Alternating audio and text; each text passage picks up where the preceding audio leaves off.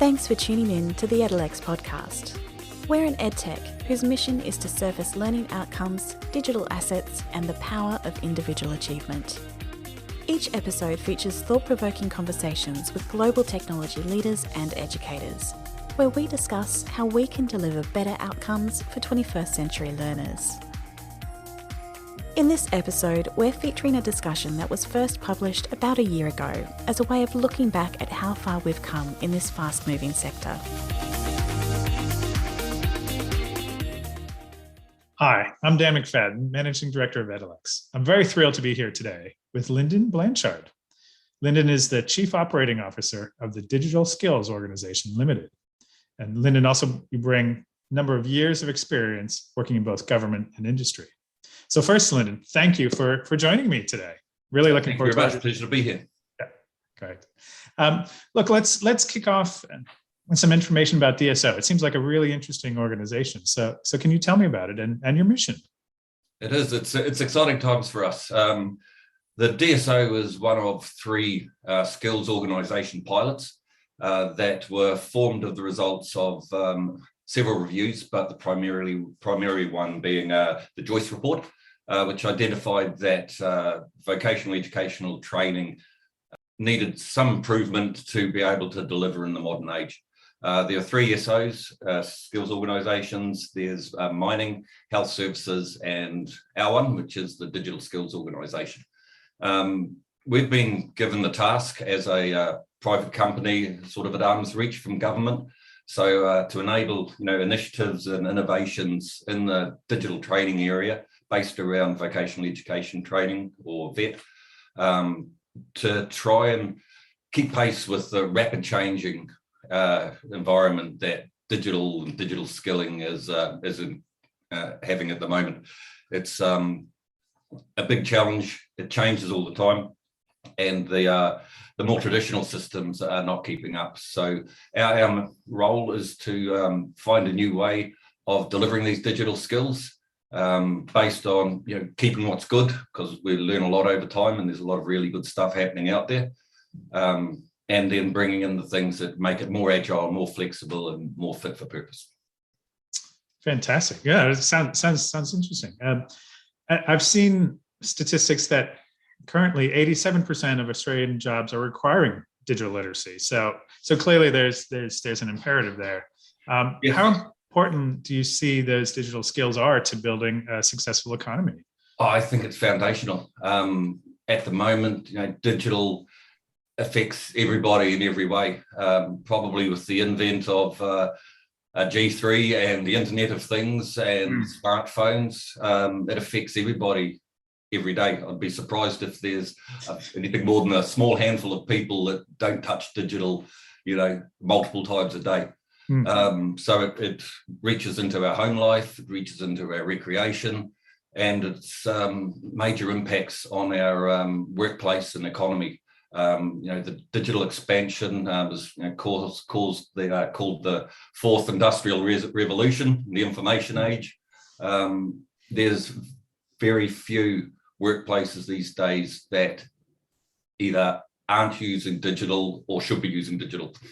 Excellent. And so what happens if we don't have those right skills in the workforce? What's the impact on the companies, but also on the individuals? I think we'll fall behind. The Australian economy needs to be digitally enabled. It currently is. It's moving forward, but as is evidenced by the large numbers of digital skills gaps in particular, the businesses are crying out for more digital skills because that's the way of the future. In the short to mid-term.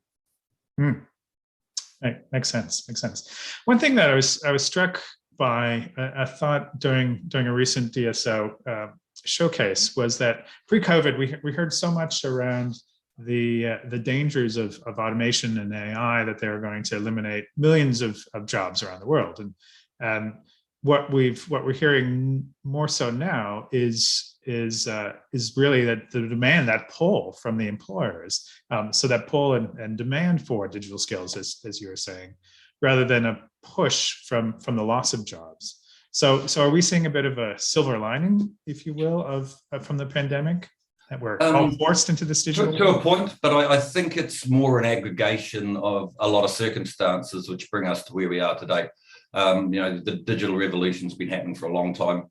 The impact of better internet communications and the like, both mobile and fixed, are playing to that. Just the development of where the Internet of Things is. Like I said, everything has a digital component to it, even the light switch that may or may not turn off as we're talking, as I say the wrong word to my automatic housemate. Like I said, it's everywhere. I think COVID has caused a lot of businesses to relook at their operating models, being forced to work from home, being forced to rely more and more on the base level digital collaboration and communication tools, has caused an elevation in demand, of course. But more than that, the way that some of the technologies are developing, are just opening up new paths for economic growth. A lot of scaremongering out there about artificial intelligence and things like that, but they said that back in the old industrial revolution a couple of centuries ago, that all this machinery and industry was going to kill off everybody's jobs, and that didn't happen. Economies actually grew and flourished off it, and I believe the same will happen here. Artificial intelligence is a tool, like any tool, can be used and misused, but it can do some amazing stuff. The advances in health, where they've been able to access huge amounts of information, and the predictive capability of AI, is saving lives that wouldn't have been saved 10 years ago. So the positivity from what it can do is awesome. And to me, I think it's actually giving people a lot more options of what they can do into the future. The repetitive automated type things can be done by computers, can be done by machines, but humans are the ones that provide the understanding, the depth, the support and services that go with all that automation that runs underneath. Sure, there's going to be certain job types that have less human requirements for them, but that will then, that will then open up a whole heap of other opportunities for, where the human interaction is actually needed. And I think that's where the criticality of what we're doing in relation to, accelerating digital skills uplift, to be able to, have that environment where people understand what digital is, they're not scared by it, they have easy access to be able to, career change or start paths of digital careers. The understanding that digital is no longer for, the high STEM, high intellect people who've done multiple years in university and the like. In a lot of cases, it's very much like your traditional, apprenticeship trade type careers. You can start off in digital with limited schooling, limited formal tech training, and you can grow through that and have an exceptionally successful career. Part of that, and it's part of the work that we're doing, is to try and simplify the understanding of what we call skills transferability. It's how can you match people who may have no knowledge, no technical or formal education in digital, but because of your innate skills, because of the skills you've already developed over potentially a lifetime of another career, you can use that ability to rapidly transfer into a specific field of digital, because you already know how to do it. You just need to be trained with the tools that are digital to actually enable that. And there are some amazing examples out there. One of our board directors, the CEO and founder of With You, With Me, which focuses on transitioning Defence Force veterans into the digital world.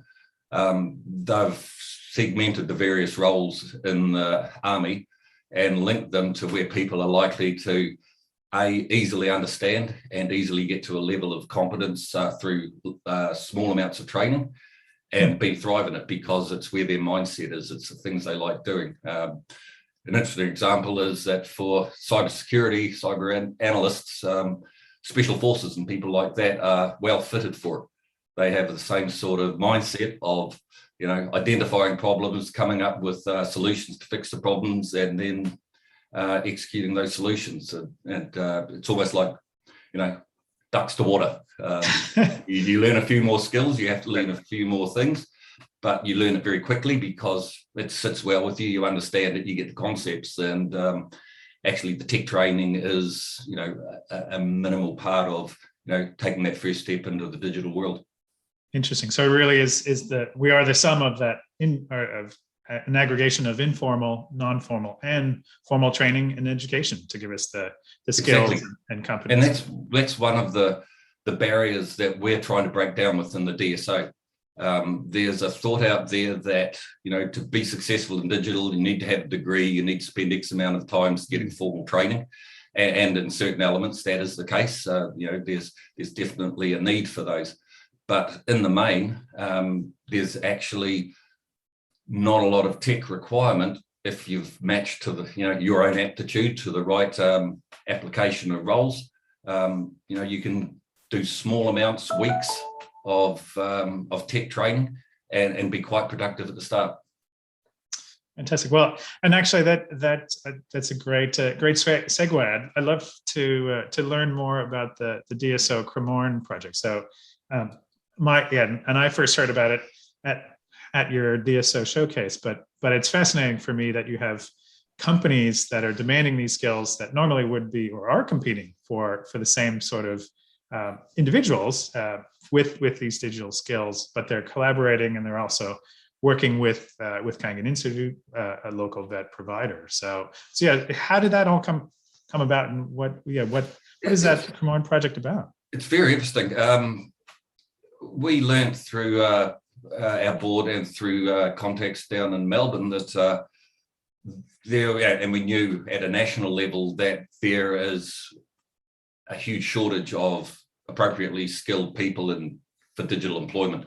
The Kangan Cremorne business precinct has a lot of very successful Australian-based companies such as MYOB, REA, Car Sales, Live Tiles, etc., etc. They call themselves frenemies in that they work somewhat closely together, but in the employee, the skills talent pools, they are currently forced to poach off each other recklessly. So they identified the problem. Kangan TAFE is situated geographically right in the middle of that tech hub. They identified the problem and realised that the more traditional methods of delivering training wasn't working because it takes too much time. It's too broad in nature, not specifically fit for purpose. And because of its size, it struggles to keep up with the changing technology. So we got in touch with Kangan. We offered the DSO skills development model, which has a slightly different focus on how training is delivered. It's very much skills based and it's very much employer led. So through a process of sort of analysing and designing, we're engaging with the various businesses to understand exactly what their skills needs are. Again, digital is slightly different because it's utilised in different ways in different contexts. In some high-tech industries, a data analyst has a very specific skill set requirement and a very specific progression up the paths of proficiency. However, in lots of other environments, digital is used in different ways. In retail, for instance, a regional sales manager will need to understand a little bit about data analytics because they need to understand their sales, the trends, what's working, what's not working, that kind of thing. They probably need to know a little bit of UX, UI because they need to understand how, with the online aspects of their trading, how can they best impact and reach the customers that they have analysed want their stuff from their data analytics. So, they don't need to be super experts at data analytics, but understanding the base tools, the concepts, how to translate information into insights that improve the business are critical skills. And if you're still floundering around, chopping and changing individual spreadsheets on Excel, you're not making the most of the capability that digital has. So with that complex, everybody wants something different paradigm around, the employer-led focus of our model is to have that close relationship at the front end with the employers. Overall, we believe that local problems need local solutions. So the national frameworks that we're building are to enable, assurance, consistency of description, so people can call apples with apples. And when you're an employer, you know that this phrase means this guy can do this thing. However, you also need to have the flexibility that you can build what you need at the time. So engaging these employers, understanding exactly what their skills needs are, linking to the right talent pools. And here's another important part of the model, understanding the talent pools and also having each individual have a real self-understanding of what they want to do, where they thrive, where their skills lies. I talked earlier about skills transferability, understanding where good paths for them to be successful, to enjoy and to be able to contribute is very important part of that sort of selection process as well. So you've got the employers understanding what they need and being able to describe that accurately in digital skill sets. Also, not forgetting the fact that tech skills are just a small part of how you operate in a workplace.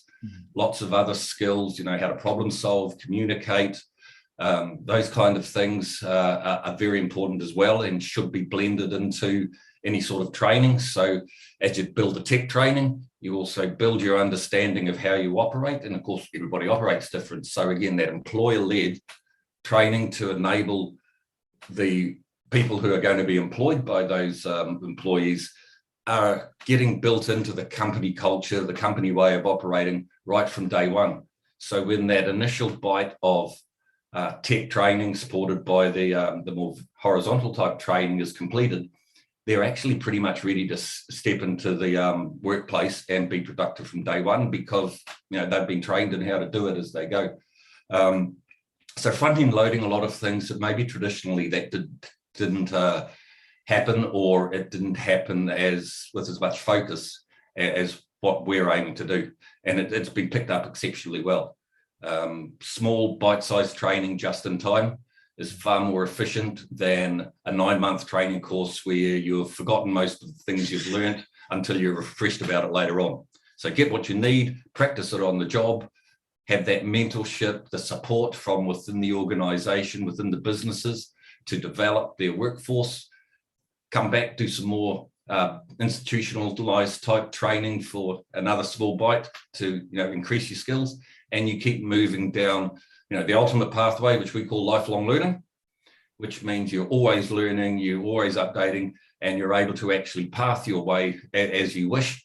And that also enables the businesses to path their skills development within their organization to make sure their workforce has the right capability. Fantastic. Look, I want to pull on that thread of skills a little bit more. So in July, Edelex commissions market research of more than 1,000 post-secondary graduates. And one of the very interesting findings of that research was that only 33%, so slightly less than a third of the respondents felt comfortable voicing their skills during their first job search. Does that surprise you? And yeah, what do you think the meaning and relevance of that, and especially in a digital world? Not really. First of all, to some degree, digital still remains a bit of a dark art. It's lots of weird words, weird concepts, that kind of thing that to some degree builds a bit of a wall of mystique around it. We're trying to break down that wall because in most cases, digital is actually not that technically difficult at all. It's no different than a lot of other trades and professions around. The fact that also a lot of the current qualifications that are around in digital are quite broad and are difficult to pinpoint down to specifics, also makes it difficult to put across. And the fact that when you're just starting, you don't have any experience on the job, it's very hard to say, yeah, okay, I've got a credential that says I'm an Agile Scrum Master. So I'm certified as a Scrum Master, but have I actually ever mastered any Scrums? You don't know. And then if there's not a lot of point in talking about tech skills if you can't convince of employment. And again, one of the strengths of our model, based around a sort of a general work integrated learning approach, is you get your experience as you're getting your training and within the organization that's going to employ you. And I think that's very, very powerful. The other side of that coin is also with our model, in the majority of cases, we would like to see that the talent, the employers or students and the employers have already made an agreement before training commences that there will be either employment during in the form of some form of traineeship, apprenticeship, or that kind of thing, or at the end of the training, they will be guaranteed employment subject to satisfactory completion of the training. And again, that's pretty powerful. That's applies a whole heap of efficiencies into the system. At the moment, I decide to go away and do some courses that I think might be good for my upskilling. And then I go out into the real world and tout my skills until someone employs me. I might have picked the wrong skill sets. They might not be in demand. They might not suit me because I haven't really had a detailed understanding of what my personal characteristics suit towards. This process, it gets all that stuff out of the way before people commit to periods of training, periods of time down a specific speciality that they actually might find later on they don't enjoy. Hopefully this actually removes some of those issues and provides that motivation. We've already done the handshake with the employer. We understand the cultural fit. We understand this is going to be a cool place to work in. And the employer knows that when they finish that period of training, whatever it may be, which again, work integrated learning, so it's backed up with on-the-job examples, on-the-job training, those kind of things. They know they're going to get an employee that's fit for purpose from day one. Makes a lot of sense. And certainly we're seeing from our market research and other studies reveal that the majority of individuals are really focusing on skills-based. You're looking ahead to skills-based training and alternative credentials. I think it's almost essential in digital. No doubt some people will argue, but the way I see digital employed across the workforce is, like I said before, it's everywhere. But the way it's employed and the skills that you need are different. The most obvious things are some organizations use Microsoft, some use Oracle, some use whatever. If you don't have certifications or credentials linking to those specific tools, then it's not necessarily a barrier to entry, but it just identifies that, you know how to use Microsoft. We want you to know how to use Oracle. We know we're going to have to spend a little bit of time cross-training you from one system to another. And that kind of thing's important. Right. Well, and ultimately it does come down to giving employers an opportunity for growth. So if you find the perfect prospect and they tick every single box for you, well, why would they come if they're not going to be growing, if they're not going to be developing along the lines, as you said earlier, Lyndon, around lifelong learning and that constant dipping your toe into exactly both formal and non-formal learning. And one of the strengths of digital careers is that it probably enables pivoting throughout your career much more than some others. As I said, the digital skills can be utilized in a whole different range of areas. And if you want to change your sort of type of business that you tend to work in to something else, you'll find that lots of those skills are still relevant and applicable in completely different environments. So it gives you a whole heap of flexibility once you've started and taken those first few steps. Makes sense. Pivot, you use the word pivot. I'll pivot us slightly, but obviously still focused on digital skills, but to the question of personalized evidence and how the importance of that, and how does someone prove that they, to an employer, that they have these skills? It's another one of the really important things that we're looking at within the vet. system. Obviously, qualifications are the sort of the gold badge to say you are competent, proficient in a variety of things.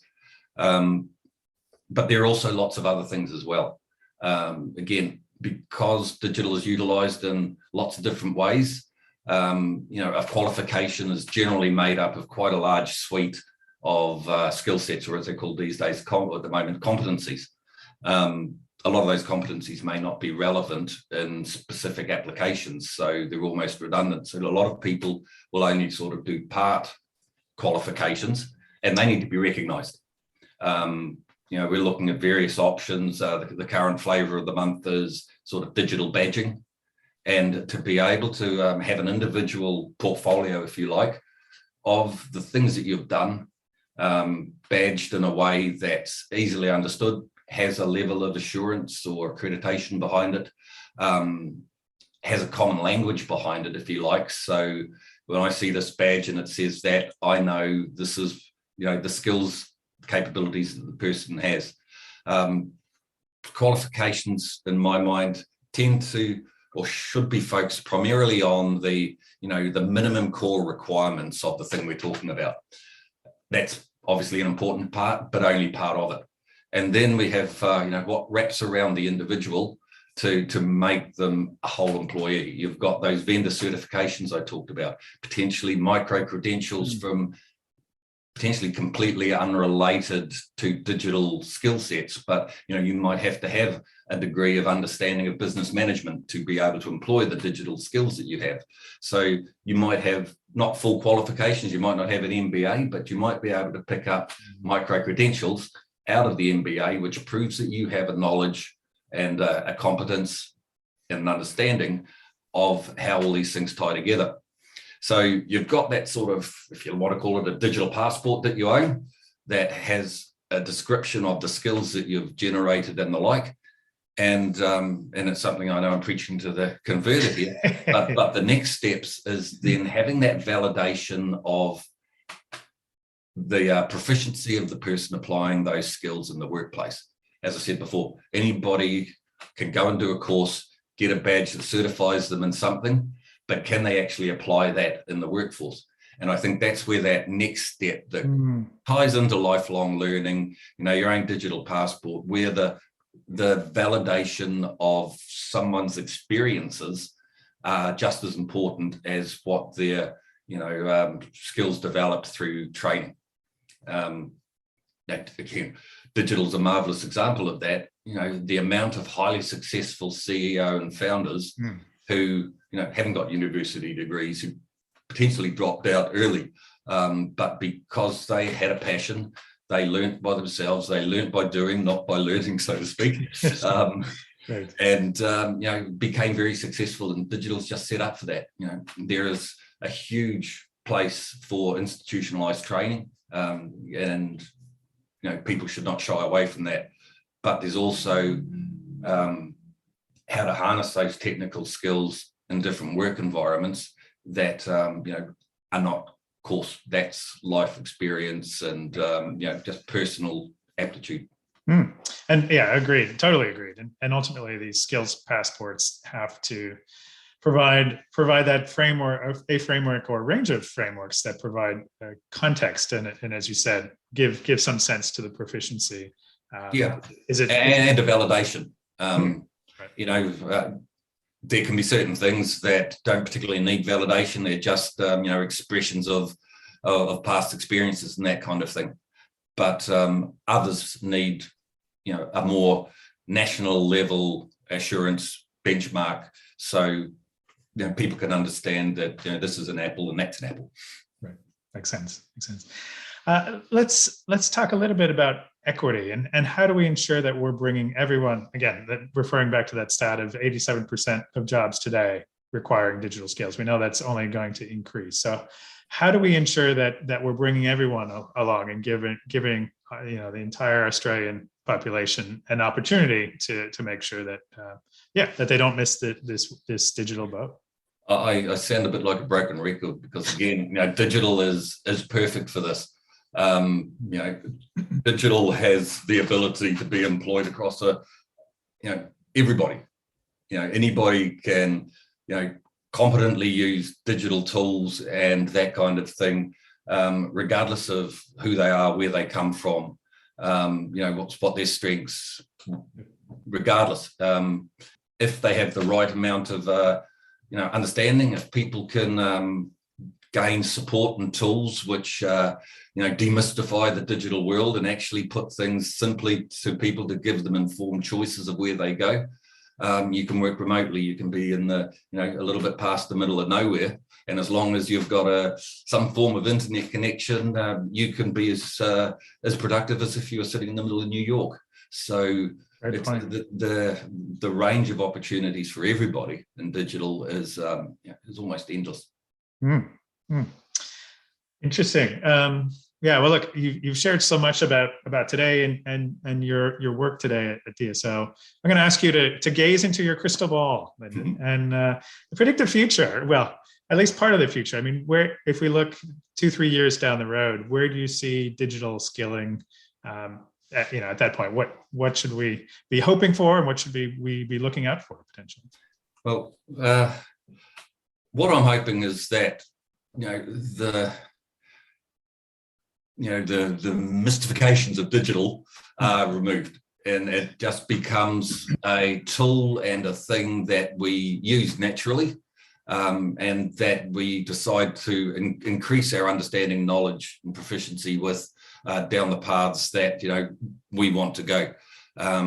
Training, support, understanding should be available for everybody. Shouldn't be onerous. Where relevant, it should be embedded in businesses, workforce development, and that kind of thing. And like I said, easy to access. It should be fit for purpose. So I'm not doing a whole heap of stuff because I have to, because that's what the course says I need to do. I'm doing the things that are relevant and pertinent to me at the time, underlaid with the other skills, the non-tech skills that I need to actually be able to use those tech skills in the workplace. If we can even get part of the way there to making fit for purpose, agile training that's not onerous, then I'll be very proud of that. Fantastic. Great. Well, look, a wide-ranging discussion and many more topics that I'd love to dive into, but just with an interest on time, probably one more question. I know from our previous discussions, we're both fans of big, complex models and diagrams and all the components and how they work. You've heard of my PowerPoints, have you? as with mine, but thinking about for the learners, for companies, what tools do you have? Are you working on at DSO to help this future that you've outlined? Yeah, it's linked into the simplification thing. The ability for us to put together some tools. At the moment we're looking at some sort of proof of concept type tools to support in-house learning of digital literacy, digital fluency type skills and training. Tools that will enable an organization to understand what their actual workforce capability is, what their skill sets they already have are, and how to close those skill gaps if they have them. But first you need to understand what skills you need. So again, there's support tools that we're developing, or more accurately, that we're using successful commercial models that will support to help, particularly small and medium enterprises. They make up to 80% of the Australian workforce. They don't have the learning and development capabilities and that perhaps the larger corporations do. So we're trying to provide simple tools, simple support that are not high impact in relation to workload and time and effort, because most small businesses don't have the time to do anything but their core business. So to try and integrate these things. So we're developing a proof of concept called the DSO Toolbox. It will, in its initial phases, it will have a couple of tools that will be available for individual use. An aptitude assessment tool, which is a way that you can sort of understand yourself. go through a series of reasonably not scary sequences of questions, and then through some highly smart algorithms sitting behind the back and based off worldwide data, it's able to give you some suggestions on what kind of work environment do you thrive in, what sort of things do you enjoy doing in the work, what sort of digital careers or digital specialities could you be more suited to. So it helps you from taking this broad, scary world of digital to something that's, you can, because you like this, because you like that, you're possibly suited towards these kind of specialities. And then at the end of that path, here's some opportunities that you have for A, upskilling yourself if you want to, and B, potentially touching to employers to start your career down those specific digital paths. Fantastic. Well, yeah, looking forward to those tools as they get developed and released, and I think relevant for all of us. So. And as I said, proof of concepts, because there's a lot of really, really good stuff out there anyway. One of the main things that we're very careful of in the DSO is that we not trying to reinvent the wheel. Our model was built around understanding best practice that's actually happening out there now. And then, most of those best practices are quite focused on, the business requirements within the organization that's developed those tools or process techniques. What we're trying to do is lift those up to give them a more national applicability. So they're useful for huge corporations right down to, those really, really important 80% of our small and medium enterprises. Fantastic. Wonderful.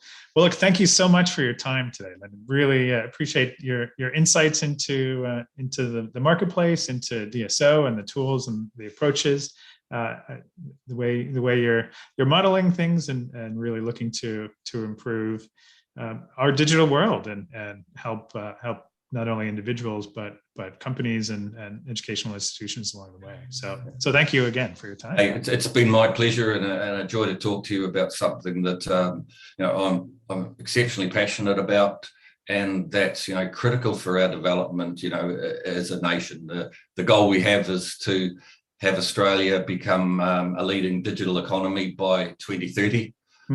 That's not that far away. And we've got all the capability. It's just a case of simplifying what we do now, making it more accessible, and as I said, demystifying digital to start those careers. Fantastic. Wonderful. Well, thank you again for your time, and looking forward to our next episode. Thank you very much. It's been a pleasure. Thanks for tuning in to this Edelex podcast episode. Don't forget to follow us in your podcast app so you don't miss a thing. And be sure to visit our website at edelex.com to learn more.